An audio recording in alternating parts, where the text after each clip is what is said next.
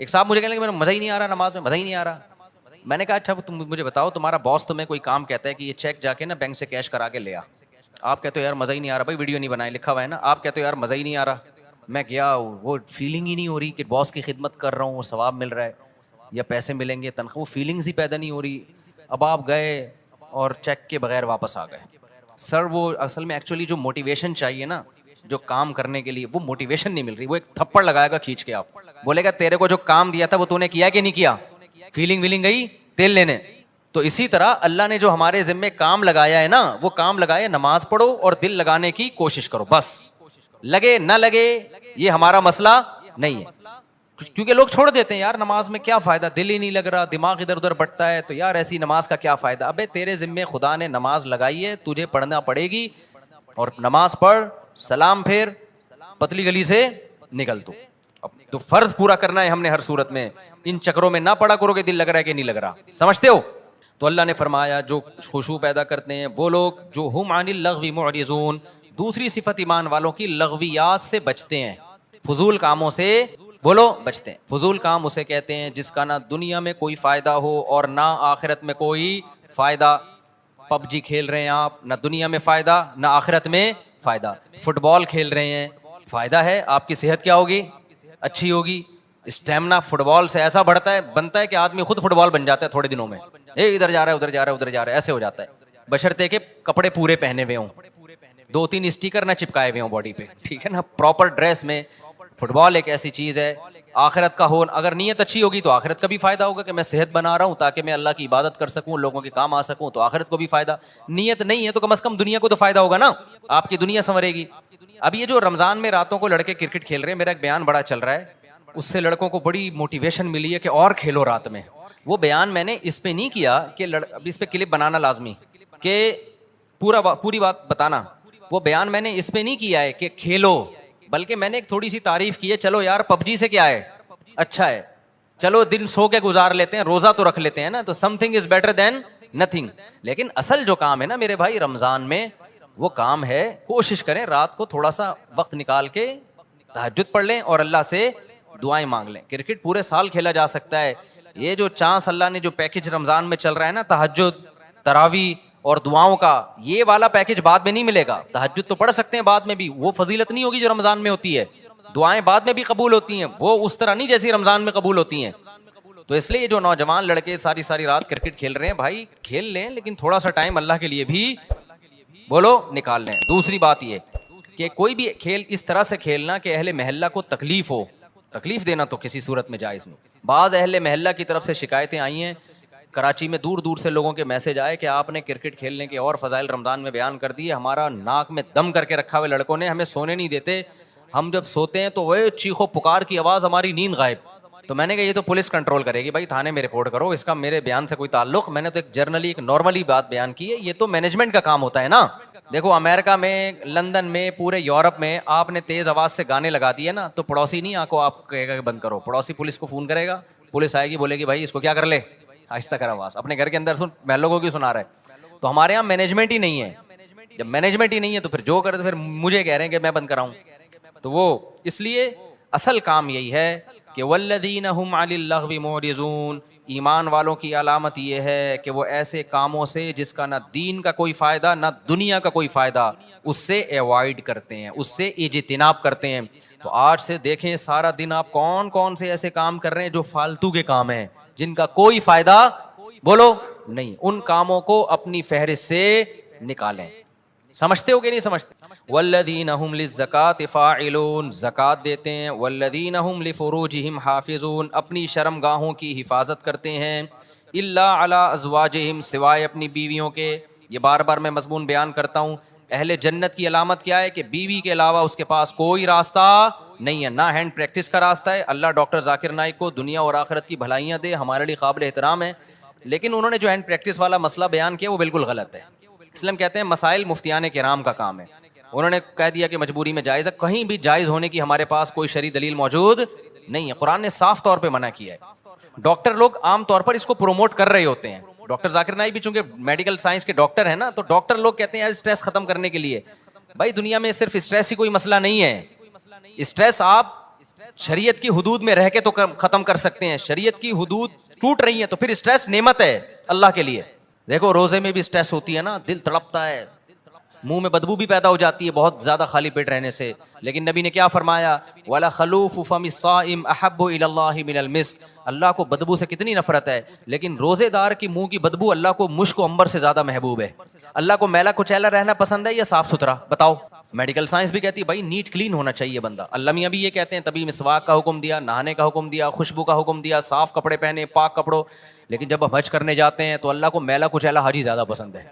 اب ڈاکٹر تو وہاں بھی کہے گا یار یہ میل کچیلا ایکچولی جرمس ایکچولی. بھائی اللہ کے لیے اب میلا کچیلا کیا ہے؟ پراگندہ بال, لمبا سفر, لمبا احرام. تبھی تو حج قران سب سے افضل ہے. ایک ہی احرام میں حج بھی کرو اور اسی احرام میں عمرہ بھی کرو تاکہ احرام لمبا ہو جائے, کیونکہ جتنا احرام لمبا ہوگا خوشبو نہیں لگا سکتے آپ, بال نہیں کاٹ سکتے, کنگھا نہیں کر سکتے. تو دیکھو لو جو لمبے حج کرتے ہیں نا, احرام یہیں سے باندھ کے جاتے ہیں, تھوڑے دنوں میں ایسا لگ رہا ہوتا ہے مریخ سے آئے ہوئے ہیں یہ, کہیں پتہ نہیں کہاں سے آئے بندہ. تو اللہ کو یہی پسند ہے, حاجی ایسا ہی پسند ہے. نہانے کی اجازت ہے حج میں, صابن نہیں لگاؤ, خوشبو نہیں لگا سکتے. تو بس اللہ کا ایک نظام ہے, نارمل روٹین سے اللہ نے حاجی کو کیا کر دیا, ہٹا دیا اللہ تعالیٰ نے. اسلام میں بال رکھنے کا حکم ہے, کیونکہ حدیث میں آتا ہے اللہ جمیل ہے, جمال کو پسند کرتا ہے. تو بالوں میں کیا ہے, جمال. یہی وجہ ہمارے نبی بال رکھتے تھے, بڑے بال تھے آپ صلی اللہ علیہ وسلم کے. لیکن حج میں کیا ہے, بولو بال کٹا دو. اچھا مجھے لوگ کہہ رہے ہیں آپ کے کیوں ہیں, اب تو عمرہ کیا آپ نے. ایک صاحب کہنے لگے اس پہ تو 6 عمرے اور ہو سکتے ہیں, اتنے بڑے بال ہیں. تو بھائی میں نے کہا قصر بھی تو ہے نا, ہم نے ٹرین کئی دفعہ کرا لی ہے, اب کیا ہے, قصر بھی سنت ہے, وہ بھی ٹھیک ہے. تو بہرحال بڑے بالوں میں زینت ہے, لیکن حج میں کیا ہوتا ہے, دہشت گردی کا جڑ سے خاتمہ. تو بس وہ اللہ کا حکم ہے کہ یار میرے حکم کو فالو کرتے ہو کہ نہیں کرتے. تو اسی طرح آپ کو جتنی مرضی ٹینشن ہو, اس ٹینشن کو ختم کرنے کے لیے ہینڈ پریکٹس کی آپ کو اجازت بولو نہیں ہے. اس کا ختم کرنے کا ایک ہی طریقہ ہے, نکاح کر لو جا کے, مجبور ہو کے کرو گے, کسی کا بھلا تو ہو جائے گا نا, کسی کی بچی کا, کسی عورت کو ٹھکانہ تو مل جائے گا نا. تو اس لیے ڈاکٹر ذاکر نائک بہت قابل احترام, اللہ بہت دین کا کام لے رہا ہے, مگر یہ مسئلہ بالکل صحیح نہیں بیان کیا. ایک تو 3 طلاق کا مسئلہ بھی انہوں نے غلط بیان کیا, وہ بعد میں اب ان کی رائے ویسی رہی بھی نہیں ہے, اس میں لچک پیدا ہو گئی ہے. تو لوگوں نے بہت دفعہ ایسا کیا, 3 طلاقیں دے کے جی ڈاکٹر ذاکر نائک کا کلپ آیا تو بیویوں کو رکھ لیا. میں نے بار بار بتایا یہ حرام ہے. 3 طلاق قرآن نے بیان کیا, حدیث نے بیان کیا, صحابہ کا اجماع ہے, 3 ہوتی ہیں, بیوی حلال نہیں ہوگی. خدا کے غضب کو مت دعوت دو. ڈاکٹر ذاکر نائک قابل احترام ہے, لیکن ابو حنیفہ سے زیادہ علم نہیں ہے ان کے پاس, امام شافعی سے زیادہ علم نہیں ہے, امام مالک سے زیادہ علم نہیں ہے, احمد بن حنبل سے زیادہ علم نہیں ہے. ڈاکٹر ذاکر نائک بخاری کے حوالے دے رہے ہیں اور احمد بن حنبل بخاری کے استاذ ہیں. سمجھ میں آ رہی ہے بات کہ نہیں آ رہی؟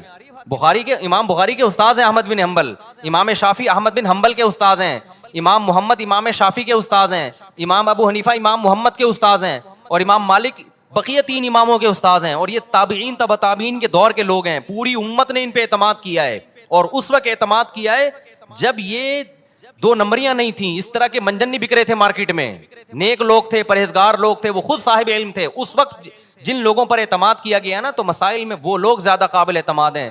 آج کے اسکالرز کی ہر بات نہیں لی جائے گی. سمجھتے ہو کہ نہیں سمجھتے ہو؟ تو اچھا میرے بھائی ہم چلتے ہیں آگے. اچھا ڈاکٹر ذاکر نائک بیچارے انہیں وہ مسائل بتانا بھی چھوڑ دیں, لیکن پبلک نے ان کو چھوڑا نہیں. جب بھی کوئی جاتا ہے حضرت آپ مسائل نہ بتایا کریں, وہ کہتے ہیں بھائی میں نہیں بتاتا یار. وہ ایک دفعہ شکایت کر رہے تھے کہ جو آتا ہے نا ایک ہی بات لے کے آتا ہے. تو اس لیے کہیں میرا پیغام جا رہا ہے نا لوگوں تک, کوئی ڈاکٹر صاحب سے ملنے کے لیے جائے نا تو کائنڈلی یہ والی بات ان سے نہ کرے. جائے تمیز سے ملاقات کرے, سلام دعا کرے, اور ان کے ادارے کے لیے کوئی تعاون کرنا ہے تو تعاون کرے, اور پتلی گلی سے آ جائے. جو جا رہا ہے کہ حضرت آپ نے وہ مسئلہ بیان کیا تو وہ مسئلہ بیان کیا, وہ کہہ رہے بھائی مجھے چھوڑ دو یار میرے حال پہ, چلو آگے میرے بھائی. جو کام وہ کر رہے ہیں اس میں ان کے ساتھ تعاون بھرپور طریقے سے کرنا چاہیے. جس غیر مسلموں کو دعوت دینا, کتنے لوگوں کو مسلمان کر لیا, اور کتنا قطر کی گورنمنٹ نے بھی بلایا نا. لوگ پہلے کہتے تھے کہ اسلام تلوار سے پھیلا ہے, اب لوگ کہیں گے اسلام فٹ بال سے پھیلا ہے. پہلے مشہور تھا کہ اسلام کس سے پھیلا ہے, تلوار سے. علماء نے بتایا نہیں جی اخلاق سے پھیلا ہے. اب نہ اخلاق سے پھیلا ہے نہ تلوار سے پھیلا ہے. اسلام کس سے پھیلا ہے, فٹ بال سے. قطر میں فٹ بال کا ٹورنامنٹ ہوا نا, پتہ نہیں کتنے لوگ مسلمان ہو گئے ڈاکٹر ذاکر نائک کے ہاتھ پہ. تو اس چیز میں ان کے ساتھ بھرپور تعاون کرنا چاہیے, اور ہر وقت جا کے طنز کرنا, تانے کرنا, یہ چیز بالکل بھی مناسب نہیں. چلو میرے بھائی ہم آگے چلتے ہیں.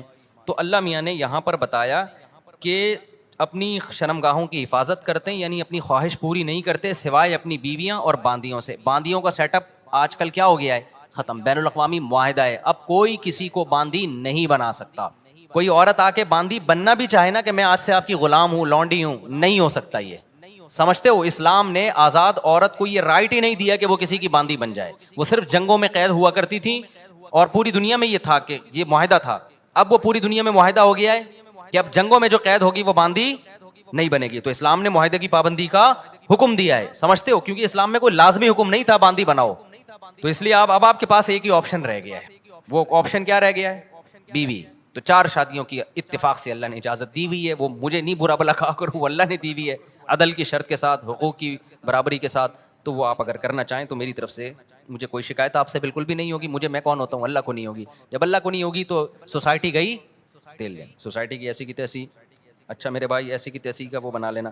آگے اللہ تعالیٰ فرماتے ہیں والذین هم لاماناتهم وعهدهم راعون. یہ بہت اہم آیت ہے یار, یہ بہت اہم آیت.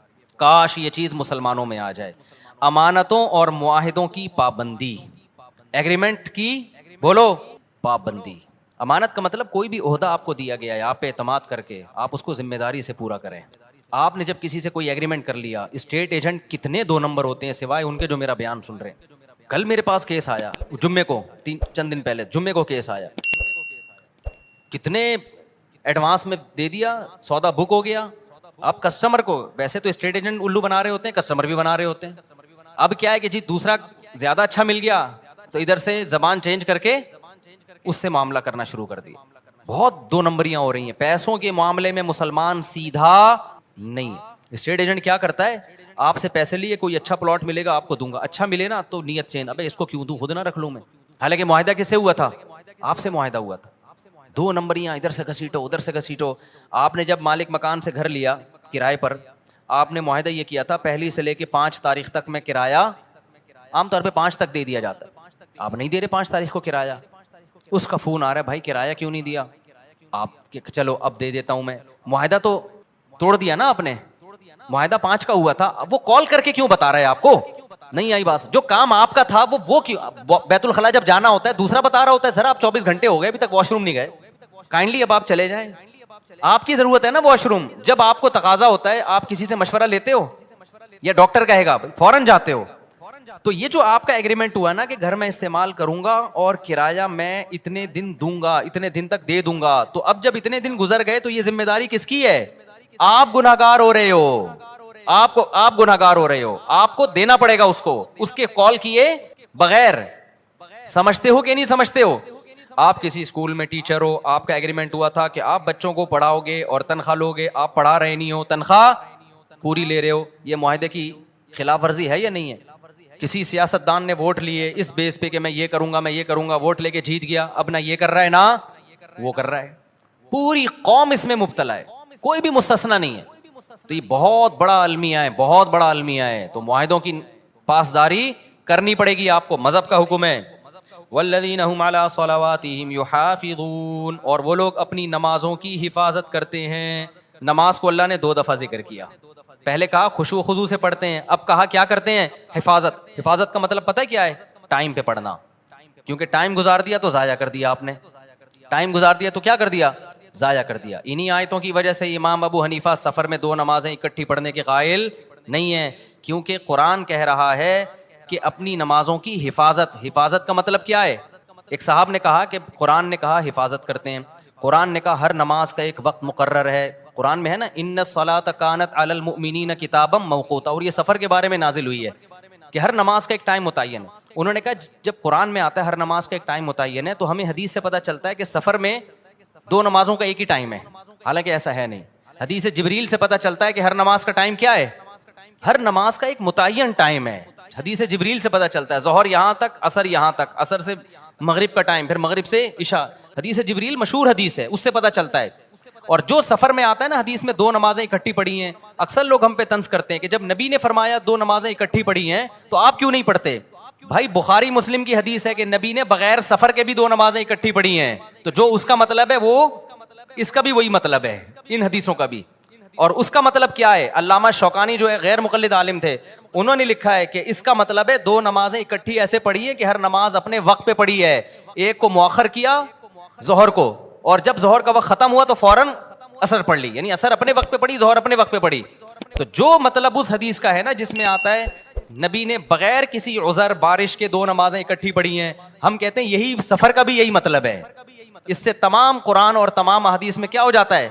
تطبیق ہو جاتی ہے آرام سے، سوائے حج کے، حج تو خلاف قیاس ہے. تو یہ جو آج کل اتنا زیادہ رواج ہو گیا ہے نبی کے، بھائی جاؤ، جب بھی لوگ جاتے ہیں سفر میں، بعض تو گھر میں ہی پڑھ لیتے ہیں اکٹھی، تو کوئی کسی فقہ کو فالو کر رہا ہے، ہمیں اس پہ اعتراض نہیں ہے، لیکن آپ یہ کہنا کہ ہمیں قرآن و حدیث کا پتہ ہے اور احناف کو قرآن و حدیث کا نہیں پتا، یہ آپ کبھی بیٹھو تو ہم بتائیں کہ اللہ کا شکر ہے ہمیں جتنا پتا ہے شاید آپ سے زیادہ ہی پتا ہو، آپ سے کم پتا نہیں ہے. تو یہ آخری بات، یہ چونکہ موضوع چل گیا ہے تو بس 1 منٹ میں اس بحث کو سمیٹتا ہوں. دیکھو قرآن مجید متواتر ہے، اس کا ایک ایک لفظ من جانب اللہ ہے، اس میں ایک حرف میں بھی تحریف نہیں ہوئی ہے. قرآن جگہ جگہ کہتا ہے ایمان والے اپنی نمازوں کی حفاظت کرتے ہیں، جگہ جگہ کہتا ہے، بار بار کہتا ہے. اور حدیث جبریل سے پتہ چلتا ہے کہ ہر نماز کا ایک ٹائم متعین ہے، اس میں سفر اور حضر میں نبی نے کوئی فرق نہیں بیان کیا. تو ہم یہ کہتے ہیں کہ جو متواتر ہے نا، اس کے خلاف جب کوئی اتنی مضبوط دلیل ہوگی جو اسی جیسی ہوگی تو پھر تو مانی جائے گی، نہیں ہوگی تو اس میں تعویل کی جائے گی. تو قرآن کے مقابلے میں جو احادیث ہیں جن میں آتا ہے کہ 2 نمازیں اکٹھی پڑھی جائیں، ان کے بارے میں خوب سمجھ لو، یا تو وہ واضح نہیں ہے کہ اکٹھی کا مطلب کیا ہے، قضا کر کے پڑھی ہے یا قضا کیے بغیر پڑھی ہے، وہ واضح نہیں ہے. بلکہ صحیح حدیث سے پتہ چلتا ہے کہ اس طرح پڑھی ہے کہ ظہر کو عصر کے قریب اور عصر کو مقدم، یہ صحیح حدیث سے ہی پتہ چلتا ہے. میں انشاءاللہ اس پہ پورے حوالوں کے ساتھ ایک کلپ ریکارڈ کرواؤں گا، ابھی تو میں اس بیان کے لیے بیٹھا نہیں ہوں یہاں پہ. تو وہ احادیث جن میں آتا ہے 2 نمازیں اکٹھی پڑھی ہیں، وہ واضح نہیں ہے، اور جو واضح ہیں وہ صحیح نہیں ہے، ان کی سند پہ کلام ہے. بات آ رہی ہے سمجھ میں؟ کوئی ایک ایسی حدیث نہیں ہے جس میں آتا ہو کہ نبی نے ظہر کو باقاعدہ قضا کر کے عصر کے وقت میں پڑھا ہے. اتنی واضح حدیث ہو اور بے غبار سند بھی ہو اس کی، ایسی کوئی حدیث نہیں ہے. اگر حدیث بے واضح ہے تو سند بے غبار نہیں ہے، اور اگر سند صحیح ہے تو حدیث کا مفہوم واضح نہیں ہے. اور ویسے بھی کامن سینس کی بات ہے کہ اللہ تعالیٰ نے جو سفر میں 4 کی 2 کی ہیں، وہ 2 اسی لیے تو کی ہیں کہ ٹائم پہ ہو جائیں. آپ کے پاس یہ عذر نہ ہو کہ جی مجھے ٹائم نہیں ملا، وہ ٹائم بچانے کے لیے ہی تو ہیں. جب آپ کو کوئی سہولت دی جاتی ہے اس لیے دی جاتی ہے نا کہ کام ہو جائے، اس لیے تھوڑی دی جاتی ہے کہ اس کو ڈیلے کر دیں آپ. تو اس میں میرا مقصد دوسرے لوگوں پہ طنز کرنا نہیں ہے، لیکن میرا مقصد یہ کہ آپ جس فقہ کو فالو کر رہے ہیں نا قرآن و سنت کی روشنی میں، اس میں 2 نمازیں اکٹھی پڑھنے کے جو احناف کے ہاں مطلب ہے کہ جمع بین الصلاتین کا مطلب کیا ہے، وہ مطلب قرآن و حدیث سے بہت زیادہ مزین ہے، بہت مدلل ہے وہ مطلب. اور ویسے بھی جو سفر میں بھی آپ نے جمع سوری کی ہے، جس کو جمع سوری کہتے ہیں کہ ظہر اور عصر کے قریب قریب پڑھا ہے، یہ بھی بہت کم کیا ہے. جبکہ ہم اہل حدیث حضرات کو دیکھتے ہیں ہر سفر میں یہ کر رہے ہوتے ہیں، وہ یعنی خود حدیث پر بھی اس طرح عمل نہیں کر رہے ہوتے جو ان کی اپنی رائے ہے. آپ دیکھ لو تو لوگوں نے عام شروع کر دیا ہے، جب بھی جائیں گے ظہر. اب تو یہاں تک شروع ہو گیا ہے کہ سفر ابھی شروع ہونے والا تھا، ابھی شروع نہیں ہوا ہے، گھر میں ہی ظہر اکٹھی پڑی اور نکل گئے، اور حوالہ دیتے ہیں حضرت مولانا فلاں کرتے ہیں، حضرت مولانا فلاں کرتے ہیں. بھائی جتنا بھی بڑا مولانا ہو، ابو حنیفہ کی خاک کے برابر بھی نہیں ہے، ان کی کوئی حیثیت نہیں ہے ان واعظین کی اور آج کے مولویوں کی. تو ہم ابو حنیفہ کی بات کو قرآن و حدیث پہ ہرگز ترجیح نہیں دے رہے، ہم ابو حنیفہ کی فہم کو آج کے اسکالرز کی فہم پہ ترجیح دے رہے ہیں. سمجھتے ہو کہ نہیں سمجھتے ہو؟ چلو آگے. تو اس لیے یہاں بھی قرآن کہہ رہے اپنی نمازوں کی حفاظت. یہی وجہ ہے دیکھو فجر اور ظہر کو نہیں جمع کیا گیا، کیوں؟ دونوں کا ٹائم آپس میں ملتا نہیں ہے، دونوں کا ٹائم نہیں مل رہا آپس میں. آگے چلتے ہیں ہم. اولئک ھم الوارثون، جو اپنی نمازوں کی حفاظت کرتے ہیں، اللہ فرماتے ہیں یہی لوگ وارث ہیں. کس چیز کے وارث ہیں؟ کیا ملے گا، کیا انعام ملے گا؟ بھائی اللہ کتنے پیسے دے گا ان لوگوں کو جو معاہدوں کی پابندی کرتے ہیں، ان لوگوں کو جو فضولیات سے بچتے ہیں، ان لوگوں کو جو اپنی شرم گاہوں کی حفاظت کرتے ہیں، ان لوگوں کو جو اپنی امانتوں اور معاہدوں کی پابندی کرتے ہیں. تو اللہ کی طرف سے ان کو کیا ملے گا؟ سوال پیدا ہوتا ہے کہ نہیں ہوتا؟ اللہ فرماتے ہیں میں بتاتا ہوں کیا ملے گا. الذین یرثون الفردوس، یہ وہ لوگ ہیں جو جنت الفردوس کے وارث بنیں گے. کہاں جائیں گے؟ ایسے باغات میں جن کے نیچے نہریں بہتی ہیں. کتنا قرآن میں اللہ نے جنت کا نقشہ بیان کیا ہے، کتنا زیادہ بیان کیا ہے. ہم سمجھتے ہیں کہ یہ اللہ کے معاذ اللہ سیاسی وعدے ہیں. ومن اصدق من اللہ قیلا، اللہ کہتے ہیں اللہ سے زیادہ سچی بات کوئی نہیں کر سکتا. تو میرے بھائی دکھا دے نا اللہ، تو سارے نیک پرہیزگار بن جائیں. اللہ نے کیا کیا ہے؟ چھپا دیا ہے. تو چھپا ہوا ہے اس لیے ہم جیسے لوگ مارکیٹ میں گھوم رہے ہیں. آگے اللہ فرماتے ہیں اس میں پھر اور بہت سارے احکام ہیں، وقت بہت کم ہے. آگے میں نے سورہ نور بھی تھوڑی سی بیان کرنی ہے. سورہ نور میں اللہ نے بہت سارے احکام دیے. 5 منٹ میں جلدی پہلا حکم اللہ نے یہ دیا الزانیۃ والزانی فاجلدوا کل واحدۃ منہما مئۃ جلدہ، کل واحد منہما مئۃ جلدہ. جو زنا کرنے والا مرد اور زنا کرنے والی عورت، حکومت کو خطاب ہے کہ ان کو چوک میں لے کر آؤ اور دونوں کی پشتوں پہ 100 کوڑے مارو. اے اللہ چھپڑ میں بند کمرے میں نا ولیشہد عذابہما طائفۃ من المؤمنین. پوری ایک مسلمانوں کی پبلک دیکھ رہی ہو ان کم بختوں کو. آج لڑکا فخر سے بتا رہا ہوتا ہے یہ میری گرل فرینڈ ہے، اور آج کے دور میں گرل فرینڈ کا مطلب کیا ہے؟ یہ بھی بدکار، منہ کالا کرنے والی، اور میں بھی اس کے ساتھ منہ کالا کرنے والا بدکار. اتنا گندا غلیظ جرم، اور دوستوں کو فخر سے بتا رہا ہوتا ہے کہ میری گرل فرینڈ ہے یہ. جب بھی کوئی آپ کے سامنے دیکھو، نہی علی المنکر اپنی استطاعت کے بقدر فرض ہے. میں یہ نہیں کہہ رہا جو زنا کر رہے ہیں آپ کوڑے مارنا شروع کر دو، اس کی آپ کو اتھارٹی نہیں ہے، لیکن اتنا آپ کا فرض بنتا ہے جب کوئی دوست بتایا کرے نا میری گرل فرینڈ ہے، بول کام تو بھنگیوں اور چماروں والے کر رہا ہے، شکل سے شریف لگتا ہے. فوج میں نا جب ہم جو این سی سی کی ٹریننگ کی ہے نا کالج میں، تو وہ فوجی صوبے دار ہمیں ٹریننگ دیتے تھے. تو وہ یہ ثابت کرنے کے لیے کہ میں آفیسر ہوں، بعض دفعہ خام خامے ڈنٹ پہ لو بیٹھ کے، چلو بھائی اب فوجیوں میں ہوتا ہے نا تاکہ آفس کے آرڈر کو فالو کرنے کا جذبہ پیدا ہو. اب ڈنٹ پیل رہے ہیں، ہمیں پتا تھا بھائی یہ ڈپس لگانے پڑیں گے آپ کو، ٹھیک ہے نا. وہ کہتا ہے جب کھڑے ہو کر دوبارہ لگاؤ. تو یہ سکھایا جاتا ہے فوجیوں کو قربانی کا جذبہ پیدا کرنے کے لیے. تو اللہ میاں ایسے بھی کر سکتے تھے کہ بس الٹے لٹک جاؤ، ٹھیک ہے نا، 5 ٹائم قربانی دلوائی ہے، لیکن ایسے طریقے سے دلوائی ہے کہ اس میں ہمیں روحانی سکون ملے، اس میں ہمارا اللہ سے ریلیشن قائم ہو، اس میں ہمیں لطف اور مزہ آئے، ہماری دنیا بھی سدھر جائے اس سے. ہمیں حکم دیا سب سے پہلے فجر کی نماز رکھی تاکہ مسلمان صبح دیر سے اٹھنے والی قوم نہ بنے. اللہ میاں یہ بھی کر سکتے تھے کہ پہلی نماز 11 بجے، دوسری نماز شام 3:30 بجے، 4-5 نمازیں ایسے کر دیتے. جہلم والی سرکار نے تو کر دی، فجر رکھی ہے اور ظہر کے بارے میں بولا ہے کہ عصر سے 20 منٹ پہلے آپ ظہر عصر پڑھ لیں اور غروب آفتاب ہوتے ہی مغرب عشاء بھی اکٹھی پڑھ لیں. تو یہ عملی طور پر 2 نمازیں ہوئی ہیں، ٹھیک ہے نا. 5 نمازوں کا مطلب ہوتا ہے اپنی تمام مصروفیات کو دوبارہ سے فارغ کر کے نماز کے لیے آنا. ظہر میں آپ سارے کام چھوڑ کے آتے ہو، پھر واپس چلے جاتے ہو، پھر عصر میں الگ سے آتے ہو، پھر واپس چلے جاتے ہو، پھر مغرب میں الگ سے آتے ہو، پھر واپس چلے جاتے ہو، پھر عشاء میں الگ سے آتے ہو. یہ 5 دفعہ قربانی دلوائی جا رہی ہے. اگر اس طرح سے نمازیں اکٹھی کرنے کا اسلام میں حکم ہوتا تو 3 دفعہ قربانی ہوتی، 5 دفعہ قربانی نہیں ہوتی. دیکھو ہم ظہر سے پہلے 4 سنتیں پڑھتے ہیں اور 4 فرض پڑھتے ہیں. ان سنتیں پڑھنے میں کوئی قربانی ہوتی ہے ہمیں؟ اس لیے کہ تو نماز کے لیے آئے ہوئے ہیں نا. تو اگر ہم 4 فرض کے ساتھ 4 عصر بھی پڑھ لیں تو عصر کی قربانی تھوڑی ہی پھر یہ.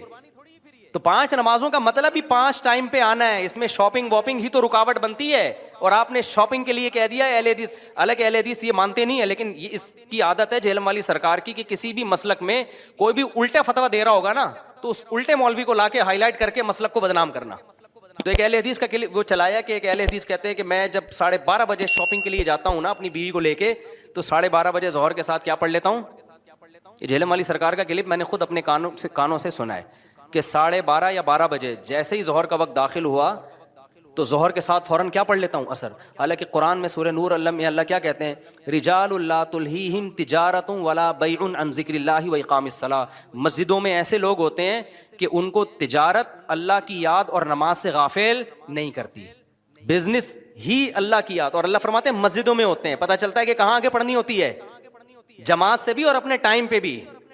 اور اسی شاپنگ کو آپ نے ذریعہ بنا لیا 2 نمازیں اکٹھی کرنے کا، اثر گول کر دیا آپ نے. یہ ہے تفقع اور بصیرت، سمجھتے ہو؟ اور اس نماز کا اجر خراب کیا ہے جس کی سب سے زیادہ تاکید قرآن بیان کر رہا ہے. تو خیر، تو کیسا ریلیشن ہے؟ جلدی سے بات کو سمیٹ کے میں ختم کرتا ہوں. سب سے پہلے اللہ کیا کہتا ہے؟ مسلمان اپنے مسلم ہونا ثابت کرنے کے لیے کہ میرا اللہ سے ریلیشن ہے، اللہ نے کہا کہ 5 ٹائم نماز پڑھنی پڑے گی. اور یہ 5 ٹائم نماز کیوں رکھی ہے پتہ ہے آپ کو؟ کیونکہ وقت میں بہت بڑی تبدیلی ہوتی ہے. اللہ کہتے ہیں جب بھی اس کائنات میں بڑی تبدیلی ہوگی تو سب سے پہلے میرے سامنے سجدہ کرو گے، اس کے بعد اپنے کاموں میں لگو گے. تبھی تو قرآن کہتا ہے اقیم الصلاۃ لدلوک الشمس الی غسق اللیل. نمازوں کو قائم کرو دلوک شمس، سورج ڈھلکنے کے وقت، الی غسق اللیل، اور راتوں کے اندھیروں میں. تو غسق اللیل میں 2 نمازیں آ گئیں، مغرب اور عشاء. یہ دونوں رات کی نمازیں ہیں، لیکن ان دونوں کے اوقات میں بڑا فرق ہوتا ہے. مغرب میں فل اندھیرا نہیں ہوتا، لیکن روشنی بھی نہیں ہوتی, بہت زیادہ وقت میں تغیر ہو جاتا ہے. اور غسق جو ہے لیل جب انتہائی درجے کی ہوتی ہے تو وہ عشاء کا وقت جب بالکل کیا ہو جاتا ہے, اندھیرا. آگے اللہ کہتے ہیں وقرآن الفجری, اور پھر فجر کا وقت بالکل ڈفرینٹ ٹائم ہوتا ہے. مغرب کا وقت باقی اوقات سے بالکل مختلف ہے, سورج ڈھل گیا, غروب ہو گیا, لیکن ابھی روشنی ہے, اندھیرا شروع نہیں ہوا, پھر گھپ اندھیرا ہو گیا. یہ کیا ہے؟ یہ بڑا تغیر ہو رہا ہے زمین کے اندر. تغیر سمجھتے ہو؟ تبدیلی, چینجنگ, آسان لفظ استعمال کرنا چاہیے مجھے بھی. بڑی چینجنگ آ رہی ہے ٹائمنگ میں, اور اس سے انسان کے جذبات میں اور احساسات میں بڑا فرق پڑتا ہے. ظہر کا تو فجر کا وقت بالکل ڈفرینٹ ہے, ابھی دن طلوع ہونے والا ہے, پھر سورج ہوتے ہوتے جب ڈھلکتا ہے نا, بالکل بلندی پہ پہنچ کے تیز تپتی ہوئی دھوپ ہوتی ہے, جس کو اللہ دلوک شمس کہہ رہے ہیں. دلوک کہتے ہیں ڈھلکنا. تو سورج کا جو ڈھلکنا ہے نا, بلندی پہ جا کے لڑکنا نیچے, اس کو کیا کہتے ہیں؟ اس میں اللہ نے دو نمازوں کا ذکر کر دیا, ظہر اور عصر. اس لیے کہ دلوک جو معتد بھی ہوتا ہے, گاڑی اردو پھر استعمال کر رہا ہوں, معتد بھی قابل ذکر دلوک, وہ ایک عصر میں ہوتا ہے, ایک ظہر میں ہوتا ہے. میں نے وہ کلپ ریکارڈ کروایا تھا نا عاقب سعید کو کہ 5 نمازیں اپنے ٹائم پر ہیں, اور یہ قرآن کی عیسائی سے ثابت ہے کہ نمازوں کے 5 ٹائم ہیں, 3 ٹائم کی نمازیں قرآن میں نہیں ہیں. تو اس پہ میں نے کہا تھا کہ دلوک شمس ہے نا, سورج کا ڈھلکنا, تو معتد بھی ڈھلکنا, قابل ذکر ڈھلکنا ایک ظہر کے وقت ہوتا ہے, ایک عصر کے وقت, کیونکہ عصر کے وقت 45 پہ آ جاتا ہے, اور ظہر کے وقت بلندی پہ جا کے ڈھلکتا ہے. تو اس کے نیچے کے لوگوں کے کمنٹس آئے ہوئے تھے کہ اگر قرآن کا یہ مطلب ہے ڈھلکنے کے وقت, تو پھر تو ہر وقت سورج ڈھلک رہا ہے. یہ ہے مجتہدین, یعنی ان کا دعویٰ یہ تھا کہ 3 وقت ہیں نماز کے قرآن میں, ظہر ہے اور عشاء ہے اور فجر ہے. تو 3 وقت سے یہ ثابت کرنا چاہتے ہیں کہ ظہر عصر ملا کے پڑھ لو اور مغرب عشاء ملا کے پڑھ لو. اصل میں 3 ٹائم ہے, یہ غلط ہے. دلوک شمس کا لفظ ہے قرآن میں, اور دلوک سے مطلق دلوک مراد ہے, اور مطلق سے فرد کامل مراد ہوتا ہے, جو معتد بھی. دیکھو فرد کامل کو میں مثال سے سمجھاتا ہوں. پہلے میں یہ جنہوں نے اعتراض کیا نا اٹھ پٹانگ قسم کا, ان کے اعتراض کا جواب دوں. یہ کہتے ہیں ہر وقت, واقعی ہر وقت تو دلوک ہو رہا ہے, لیکن اس کا تو کوئی بھی قائل نہیں ہے. ایسا تو 1 کروڑ نمازیں ہو جائیں گی. ابے سورج بلندی پہ جا کے جب تک پورا غروب نہیں ہوتا تو ہر سیکنڈ ڈھلک ہی رہا ہے نا, تو کیا ہر سیکنڈ میں نماز پڑھیں گے؟ تو ظاہر ہے قرآن وہ بات کرے گا جو انسانوں کے فہم کے مطابق ہوں گی. تو اس سے صاف پتہ چلتا ہے وہ ڈھلکنا مراد ہے جو قابل ذکر ڈھلکنا ہو. تو قابل ذکر ڈھلکنا, جس کو اصطلاح میں کہتے ہیں معتد بھی ڈھلکان, وہ جب ہے جب بلندی پہ جا کے پہلی دفعہ ڈھلکنا شروع ہو اور پھر 45 کے زاویے پہ آ جائے. اس سے زیادہ ڈھلکان والی نماز حدیث سے ثابت بھی نہیں ہے. نہیں آئی میرا خیال ہے بات؟ تو مطلق سے فرد کامل مراد ہوتا ہے. اس کو میں مثال سے سمجھاتا ہوں. دیکھو میں آپ سے کہتا ہوں چائے لے کر آؤ, آپ برف ڈال کے ٹھنڈی چائے لے آئے, میں کہوں گا یہ کیا لے آیا؟ آپ کہیں آپ نے بولا تھا گرم چائے لاؤ. میں بولوں گا جب میں نے چائے کا لفظ مطلق بولا ہے, اس کے ساتھ کوئی گرم یا ٹھنڈے کی قید نہیں لگائی, تو اس سے فرد کامل ہی مراد ہوتا ہے. کامل فرد چائے کا کیا ہے؟ کامل درجے کی چائے کیا ہے؟ جو گرم ہوتی ہے, درمیانی درجے کا میٹھا ہوتا ہے اور مناسب سی پتی ہوتی ہے. میں نے آپ سے کہا چائے لے کر آؤ, آپ 6 چمچ زہر بنا کے نا پتیوں کے ڈال کے لے آئے, اور سب میں نے کہا یہ کیا لے کر آیا ہے؟ آپ کہہ رہے ہیں, آپ بول رہے ہیں چائے. میں کہا بھائی تو زہر بنا دی. تو آپ بولو آپ نے یہ تھوڑی کہا تھا نارمل چائے, آپ نے تو چائے بولا تھا. تو چائے میں تو کوئی بھی چائے. سمجھ میں آ رہی ہے بات کہ نہیں آ رہی؟ یہ چیزیں اصول فقہ میں پڑھی جاتی ہیں جو آج کل کے اسکالرز نے نہیں پڑھی, تبھی قرآن و حدیث کا مطلب بھی ان کو سمجھ میں نہیں آتا. تو المطلق اذا اطلق یراد به الفرد الکامل, یہ اصول فقہ کا مسئلہ ہے, اور لغت کا بھی مسئلہ ہے. قاعدہ ہے, ضابطہ ہے کہ جب بھی کوئی لفظ علی الاطلاق بغیر کسی قید کے بولا جائے گا تو فرد کامل مراد ہوتا. اکمل نہیں, اکمل کا مطلب بہت اوپر کی زعفران والی چائے, نہ فرد کامل جو ناقص نہ ہو. زعفران والی چائے لے آؤ گے پھر بھی برا لگے گا. آپ بولو گے بھائی مفتی صاحب آپ نے چائے بولا تھا اور کہا تھا کہ فرد کامل مراد ہوتا ہے, تو میں اس میں زعفران ڈال کے لے آیا. اب میں پتہ نہیں زعفران پیوں نہیں پیوں یار, تو کیا کر کے لے آیا؟ میں تو کامل نہیں, میں تو اکمل. تو میں بولوں گا قاعدہ یہ ہے کہ مطلق جب بولا جاتا ہے تو نارمل جو کامل ناقص نہ ہو, اکمل مراد نہیں ہوتا اس سے. سمجھتے ہو؟ تو یہ قاعدے قرآن و سنت پہ بھی جاری ہوتے ہیں, کیونکہ اللہ میاں نے بھی تو کلام کیا ہے نا, نبی نے بھی تو کلام کیا ہے, تو نبی کے کلام میں بھی وہی لغت کے قاعدے چلیں گے جو عام قاعدے ہیں. سمجھتے ہو گے نہیں سمجھتے؟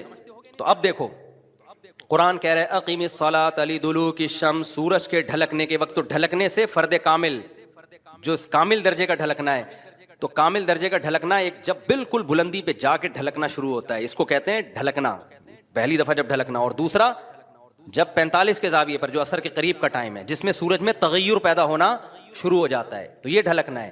تو اب جب بھی زمین میں کوئی نیا ٹائم داخل ہوتا ہے نا, تو اللہ کہتے ہیں کیا کرنا ہے؟ سب سے پہلے اللہ کا شکر. تبھی علماء نے اصول فقہ کی کتابوں میں لکھا ہے کہ نمازوں کے جو اوقات ہیں نا یہی نماز کا سبب ہے. سمجھتے ہو؟ اللہ میاں نے نمازوں کے اوقات کو نماز کا سبب بنا دیا. اب اس بات کو بھی سمجھو, اصل میں نماز کا سبب ہے اللہ کے احسانات. نماز جو ہم پڑھتے ہیں اس کا اصل سبب کیا ہے؟ اللہ کے احسانات. اب اللہ کے احسانات تو 24 گھنٹے ہیں, تو کیا 24 گھنٹے پڑھتے رہیں؟ ظاہر ہے اس میں حرج ہے. تو اللہ میاں نے کیا کیا؟ اللہ میاں نے بولا دیکھو شریعت کا ایک اصول ہے. ابھی کیا تمہیں پورا اصول فقہ بیٹھا کے سمجھاؤں میں, لیکن کیا کریں, سمجھائے بات سمجھ میں آتی نہیں. دیکھو شریعت کا اور کامن سینس کا بھی ایک اصول ہے کہ جب کسی, پہلے میں مشکل اردو میں سمجھاتا ہوں پھر ایکسپلین کروں گا. جب کسی حکم کا مدار حقیقت کسی حقیقی سبب پہ رکھنا ممکن نہیں ہوتا نا, تو سبب ظاہر پر حکم کا مدار رکھا جاتا ہے. مشکل ہے مجھے پتا ہے, آسان کر کے سمجھا رہا ہوں. دیکھو ہم جو سفر میں 2 رکعتیں پڑھتے ہیں اس کی اصل وجہ ہے مشقت. کیوں ہم 2 رکعتیں پڑھتے ہیں؟ بھائی ٹینشن ہے سفر میں. اللہ نے نماز کیا کر دی کہ بھائی سفر میں آدمی ایسے راحت میں نہیں ہوتا جیسے گھر میں ہوتا ہے نا. تو اللہ میاں نے کیا حکم دیا کہ بھائی کتنی پڑھنی ہے؟ 2 پڑھنی ہے. تو اصل جو وجہ ہے نا سفر میں 4 کی 2 جو اللہ نے کر دی ہیں, اس لیے کہ سفر میں آدمی اتنی خوشی اور راحت میں نہیں ہوتا بلکہ تھوڑی سی ٹینشن میں ہوتا ہے. لیکن اگر اللہ تعالیٰ یہ کہتے کہ ٹینشن ہی پر حکم کا مدار ہے تو یہ ٹینشن کم ہونے کے بجائے بڑھ جاتی. وجہ اس کی ہے کہ ہم سوچتے رہتے پتہ نہیں مجھے سفر میں ٹینشن ہو بھی رہی ہے کہ نہیں ہو رہی ہے. بعض دفعہ لوگ سفر میں گھر کی نسبت زیادہ خوش ہوتے ہیں. آپ جا رہے ہو جہاز میں یا ٹرین میں, بڑا مزہ آ رہا ہے, آدمی کو یار اللہ میاں نے تو کہا تھا ٹینشن کی, اب تو ٹینشن نہیں ہو رہی. تو وہمی تو ویسے ہی بڑھ جاتا وہمیوں کا پروگرام نا. وہ تو سارا جو 6 گھنٹے جس کا وضو نہیں ہوتا وہ یہ کیسے سوچے گا کہ مجھے ٹینشن ہو رہی ہے کہ نہیں ہو رہی. پھر اگر ہو رہی ہے تو کتنے کلو ٹینشن ہو رہی ہے. بعض دفعہ ہو رہی ہے لیکن آدمی کہتا ہے یار اتنی تو مجھے گھر میں بھی ہوتی ہے, یا ہو سکتا ہے نہیں ہوتی ہے. تو اسلام ان بکھیڑوں سے نکال کے اللہ میاں نے کیا کیا, بھائی سفر سبب ہے ٹینشن کا اور ٹینشن سبب ہے نماز کا. تو اصل سبب تو ٹینشن ہے, لیکن اگر ٹینشن پہ میں نے ڈال دیا نا مدار تو یہ ٹینشن کم نہیں ہوگی, بڑھے گی. لہذا سفر پہ ڈال دیا میں نے. اب سفر ہوگا تو چھوڑ دو, ٹینشن ہے یا نہیں وہ 2 پڑھا کرو. نہیں ہے بات, میرا خیال ہے. تو یہ ٹینشن سے بچانے کے لیے اللہ نے کہہ دیا اب سفر میں چاہے انجوائے بھی کر رہا ہوں نا آدمی تو بھی ہم کتنی پڑھتے ہیں؟ 2 پڑھتے ہیں. اور مقام پہ جتنی مرضی ٹینشن میں ہوں پھر بھی پوری 4 پڑھتے ہیں. تو یہ اصول, اور یہ دنیا میں بھی یہ اصول چلتے ہیں. سمجھتے ہو کہ نہیں سمجھتے؟ تو یہاں بھی اللہ نے کیا کیا, اللہ میاں نے فرمایا اصل میں تو تم پہ نماز فرض ہے اس لیے کہ میرے احسانات تم پر بہت ہیں. اب وہ احسانات تو ہر وقت بولو ہوتے رہتے ہیں. اب ہر وقت احسانات ہیں تو اب ہر وقت پڑھتے ہیں نماز, وہ تو ناممکن ہے. تو اللہ میاں نے کہا کہ بھائی دیکھو اللہ کے احسانات میں جو تجدد ہوتا ہے نا, جدت آتی ہے, وہ ٹائم کے لحاظ سے آتی ہے. ہماری پوری زندگی کا نظام کس سے چل رہا ہے؟ ٹائم سے چل رہا ہے. تو وقت جیسے ہی تبدیل ہوتا ہے نا ایک نئی نعمت کا ظہور ہوتا ہے. تو تبدیلی وقت پہ حکم کا مدار رکھ دیا اللہ تعالیٰ نے. ٹائم جیسے جیسے چینج ہوگا تو سمجھ لو کہ اللہ کی نئی نعمت مل رہی ہے تمہیں, تو اس نئی نعمت پہ شکرانے کے لیے تم نے کیا کرنا ہے؟ نماز پڑھنی ہے. تو ٹائم چینج ہوتا ہے, اور تو ٹائم جو ہے نا, اب ٹائم تو 24 گھنٹے میں ہر سیکنڈ میں چینج ہو رہا ہے. تو وہی بات ہے, اللہ نے کہا ہر سیکنڈ میں چینج ہو رہا ہے, لیکن دلوک شمس والا ٹائم اور رات والا ٹائم اور وقرآن الفجر, فجر والا ٹائم, یہ اس میں ٹائم میں بڑا تغیر آتا ہے. تو بڑا تغیر آتا ہے تو نئی نعمت مل رہی ہے. اور لہذا جب نئی نعمت مل رہی ہے, حقیقت میں نہ بھی مل رہی ہو اور حقیقت میں اس سے پہلے بھی مل رہی ہو نہیں, لیکن اب فرض یہ کر لیا گیا ہے کہ جب ٹائم چینج ہوگا تمہیں نئی نعمت ملے گی, اور نئی نعمت ملے گی تم پر لازم ہے کہ اللہ کا شکر ادا کرو آ کے. تو اس لیے علماء نے اس مسئلے کو بڑا اچھا سمجھا, اصول فقہ میں ایکسپلین کیا ہے کہ نمازوں کا جو سبب ہے نا وہ کیا ہے؟ اوقات کی تبدیلی. جیسے 2 رکعتوں کا سبب سفر ہے, حالانکہ اصل میں نہیں ہے, اصل میں تو کچھ اور ہے, لیکن اب اللہ نے کیا بنا دیا سفر کو. تو ایسے ہی نمازوں کے واجب ہونے کا سبب کیا ہے؟ وہ وقت میں بڑی تبدیلی. تو یہ 5 ٹائم اس زمین پر ایسے ہیں جس میں بڑی تبدیلی ہوتی ہے, اور ان بڑی تبدیلی